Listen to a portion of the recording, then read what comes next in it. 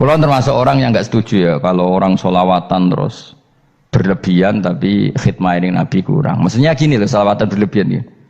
Redaksi sholawat tentang Nabi itu kecil. Bukan sholawat jumlahnya enggak. Redaksi tentang Nabi itu kecil, sementara tentang keinginannya itu saya tidak suka. Saya suka sholawatan itu ya yang nyifati Nabi banyak, kemudian keinginannya kecil. Itu bagus. Kayak Ikhya itu loh, kayak Ikhya Abdul Hasan Asadili itu kalau dongo itu jaluknya mau swidik paling baris paling terakhir. Misalnya gini, nahmaduka ya man huwa la ilaha illa anta ar-rahmanur rahim, itu langsung in sampai nyifati Allah itu 99. Buar ngono nganti berkuras-kuras.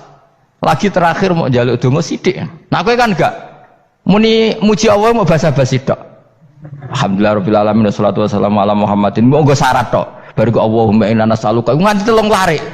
Telung halaman. Tapi pas muji pangeran, alhamdulillah rabbil alamin wassalatu wassalamu ala Muhammadin. Bariku terus dongo njaluk mapan, tolak buala. Yo aja. Mana jare pangeran? Muji kekasihku suwidik dongane kecangkeman. Lah saya tuh gak suka jenis itu. Harusnya sholawatnya itu yang panjang. Maksudnya nyifati Nabi yang panjang. Baru mintanya sedikit. Itu bagus sih. Bi akhlak.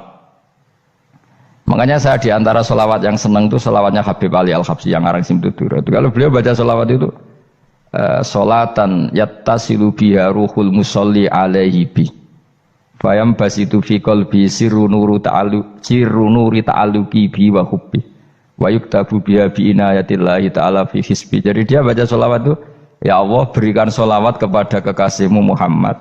Dengan sholawat ini rohnya saya, musolli itu rohnya saya yang membaca sholawat, bisa sambung dengan rohnya Rasulullah. Dan setelah sambung saya terhitung sebagai orang yang mencintai Rasulullah. Dan saya berharap dari cinta itu saya tertulis sebagai umatnya.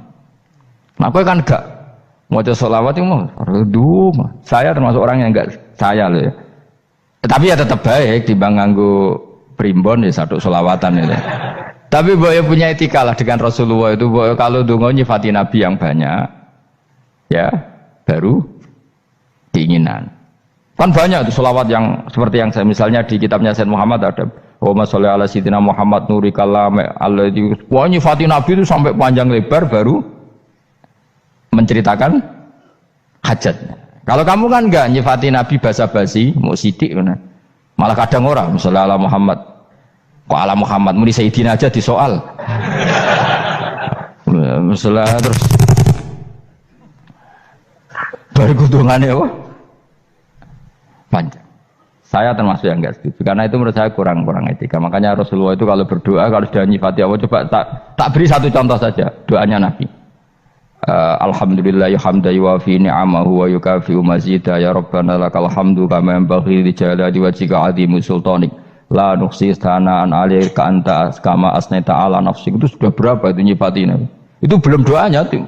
Nah kamu kan enggak Allahumma alhamdulillah rabbil alamin Allahumma ya Allah di hajati gremeng itu seramu tuh tenan jangan gak bakat wali. Nah cara kula iku sisen. Kula ya sering ngamini dongane wong ngono tapi ning atiku amin maksudnya amin barno mawon Gusti. Nanti aku amin tapi amin ku barno mawon Gusti. Wong ora jelas ngono berarti. Jadi aku muni amin tapi amin barno maksudnya ya Allah barno amin ngono maksudnya. Jadi karena tadi setahu saya doanya para nabi, para wali itu memang seperti itu. Ya coba itulah doa tadi aja yang saya sebut itu berapa kalimatnya? Apa? Alhamdulillah hamdan yuwafi ni'amahu wa yukafi'u mazidah ya rabbana lakal hamdu kama yanbaghi li jalali wajhika 'azimi sultanik la nuqsi sana'an 'alaika anta kama asnaita 'ala. Enggak terhitung pujian saya kepada engkau sebanyak engkau memuji pada diri engkau sendiri. Allahumma inni a'udzu biridhoka min sakhatika fi mu'afatika min uqubatika wa bika minkal. Allahumma sholli bi haqqi jabarutika wa bi khawfika. Kan panjang sekali doanya wali-wali itu, tapi semuanya mensifati Allah. Bahkan banyak yang kemudian lupa enggak doa. Coba haji, doa haji itu coba. Labbaik Allahumma labbaik la syarika lak innal hamda wa ni'mata laka wal mulka la syarika lak. Wa ni'mat itu kan labbaik saya siap melaksanakan perintahmu ya Allah sa'dik. Engkau yang punya pujian, engkau la syarika lak. Itu malah nggak ada, jarang malah ada doanya. Itu kalimatnya talbiyah semua. Allahumma antal azil akram itu sudah seperti itu. Karena tadi al mu'min yashghaluhu sana 'ala Allah min ayyakuna li nafsihi dzakiran. Mukmin sejati adalah sibuk memuja Allah sampai lupa jatah dirinya sendiri. Nah, kowe kan gak mujine Allah basa-basi, dongane tenanan. Itu jadi makhluk aneh, jadi hubungan mbek pangeran itu wong aneh. Ya tapi jan ra bakat wali, ngono iku dadine ngono iku. Ya tok ngono kok mari wali kakean malah gak elit.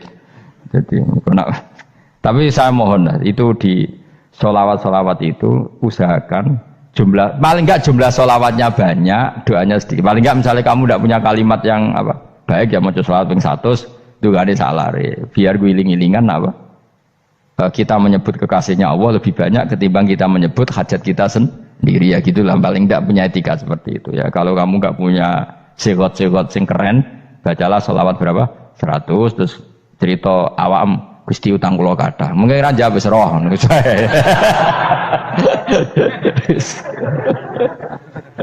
Tapi kan kita menyebut kekasihnya sampai 100, nyebut utang bisa. No coba nyebut kekasih bisa, nyebut utangnya 100.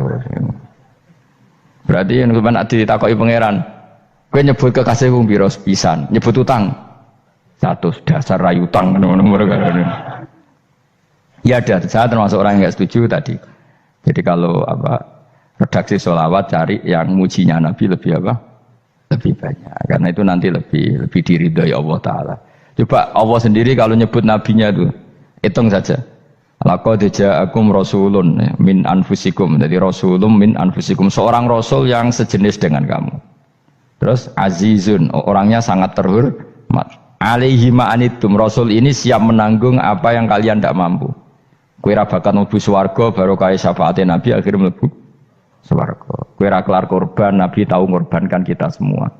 Dokha Rasulullah bikabsaini, terus hada an ahli wa hada amman lam yudokhi min mati. Jenenge alihima anittum, Nabi menanggung apa yang kalian berat. Azizun, Nabi itu ali, terus harisun alaikum, Nabi sangat berkomitmen menyelamatkan kalian.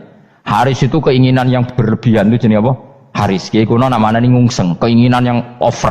Nabi itu sangat berkeinginan kita ini maslahat. Terus bil mukminina raufur, Allah yang super saja kalau nyebut nabinya nyifati sebanyak itu. Ada ayat lagi misalnya, Rabbana wab'ats fihim rasulam minhum yatlu alaihim ayatika. Muhammad itu siapa? Seorang rasul yang membacakan ayat-ayat Allah. Wa yu'allimuhum, seorang rasul yang mengajari mereka Alkitab wal hikmah. Wa yuzakkihim, seorang rasul yang membersihkan akhlak-akhlak kita. Jadi artinya Allah punya tradisi kalau nyifati rasul itu banyak. Juga nyifati orang-orang sekeliling rasul. Makanya menurut saya madhab Syiah itu enggak pas. Karena Allah kalau nyifati Rasulullah itu jika nyifati orang-orang di sekeliling Rasulullah, dan itu dengan pujian. Yaitu Muhammadur Rasulullah walladzina ma'ahu asyidda walal kufar ruhama'u bainahum tarahum ruk'an sujada yabtawuna fadlan minallahi warid wa nasimahum fi wujuhim min atharis sujud. Itu kan panjang sekali. Dan orang-orang sekeliling Muhammad adalah begini. Kayak apa Allah muji para ashabu Rasulillah? Masa kita ikut kelompok yang menghina ashabnya Rasulillah? Makanya kita tetap madzhab ahli sunnah wal jamaah, yaitu mencintai semua sahabat. Karena Allah saja yang Tuhan mensifatinya dengan sehormat itu. Mensifati ashabu Rasulillah. Disifati orang-orang yang saling kasih sayang sama orang mukmin. Tarahum ruka'an, sujud dan komitmen hidupnya untuk rukuk dan sujud. Simahum fi wujuhim min asari sujud. Sudah asari sujud tidak usah diterjemah, nanti sensitif. Cuma setahu saya asar sujud itu nanti setelah di akhirat orang sering sujud itu jabahnya itu ada nurnya.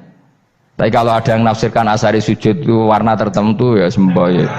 Itu sensitif. Yang jelas asari sujud itu ya sudah seperti itu. Seneng kamu kok hasut. Kowe nyen provokator, nak ono apa ya? Ada hal yang begitu terus mau berlebihan. Uteke ya khisimun. Nah, kula ora ada kepentingan pokoknya ayat si mahum fi wujuhim min athari sujud, bahwa dalam jabahnya itu ada asaris sujud. Itu masyhur kan, saya terangkan ya, tapi gue jauh sensitif loh, biasa wae. Suatu saat Rasulullah itu ngendikan begini, nanti saya kata Nabi akan nyafaati kalian semua. Sahabat-sahabat tanya, ya Rasulullah dengan sekian miliar orang bagaimana kamu mengenali kita? Saya ulang lagi, suatu saat saya nanti akan nyafaati kalian karena saya kenal kalian. Maksudnya di akhirat. Ya apa? Di akhirat. Terus sahabat tanya, ya Rasulullah bagaimana engkau mengenali kita sementara nanti di akhirat bermiliar-miliar orang gitu. Terus Nabi ngendikan gini, jika kamu punya unta dengan tanda tertentu, saya ulang lagi, jika kamu punya unta punya tanda tertentu, dalam jidatnya ada begini, dalam tangannya ada gini, dalam kakinya ada gini, maka apa kamu bisa membedakan untamu dengan unta orang lain? Ya bisa ya Rasulullah, karena unta kita khas. Misalnya kaki depannya ada putihnya, kaki belakangnya ada putihnya, dalam baduknya ada putihnya. Terus kata Nabi, inna ummati yut'auna yaumal qiyamati hurran muhajjalin min asaril wudu. Nanti umatku nanti wajahnya juga bersinar, tangan kakinya juga bersinar. Jadi asar itu saya pastikan secara riwayat itu akhirat, maksudnya tentang akhirat. Tapi bahwa yang di dunia ada yang memulai asar itu nggih monggo mawon. Loh itu bagus kan, artinya ekspresi percepatan. Tidak apa-apa loh, daripada kok kowe ra jelas ini gitu. Maksudnya ya orang ngetok kowe pancen jarang sujud tenan.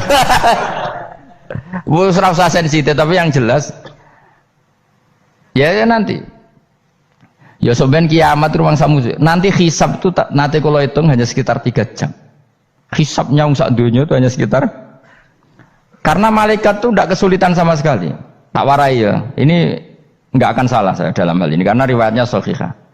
Kenapa hisab itu hanya butuh rubu'un nahar, 1/4 dari siang enggak? Anggap saja siang itu 6 jam atau 12 jam, itu aja terserah. Kalau 12 paruhnya kan 6 ya. Seperti 1/4-nya berarti 3. Itu gini. Jadi nanti di mahsyar itu kan yauma tabyaddu wujuh wa taswaddu wujuh. Yaudah yang kafir itu kelap, hilang. Wajahnya, tubuhnya semuanya gelap. Yang mukmin itu semuanya terang. Jadi sudah yang tabyaddu wujuh atas suatu wujuh otomatis terus nyingkap. Terus pergerakannya itu delala yang tabyaddu wujuh itu ke kanan, yang taswaddu wujuh ke kiri. Maka kamu jangan punya sinar yang kelap-kelip, nanti kena bego yang karena nggak jelas tadi. Maka kamu harus sinarnya yang sejelas-jelasnya, ghurran muhajjalin min asaril. Bila perlu nur kamu sampai menembus langit saat itu. Makanya ketika orang mukmin sudah nurnya ada di muka, ada di tangan, masih ngendikan Rabbana atmim lana nurona, karena takut masih kena bego tadi. Karena kalau hanya wudhu tok, sikil tok kan, bayangkan di miliaran orang kan bisa agak kelihatan. Tapi kalau nurnya sampai nembus langit kan, itu siapa kok nurnya sampai, kan malaikat langsung tahu. Lane hafal Quran, alim kan insya Allah nurnya itu. Sama zaman itu masih berdoa Rabbana atmim lana, sempurnakan nur kami. Karena nanti identifikasi malaikat berdasar tadi, kalau ada nur berarti diletakkan ashabal yamin, kalau nggak ada nur ashabal shimal. Nah malaikat yang dibawa bigo itu kira-kira detail nggak? Dugaan saya kalau kelap-kelip pasti kena shimal. Wah ini partai kiri mesti kan. Pemenang sing wudune mau dulet sirah tok sithik.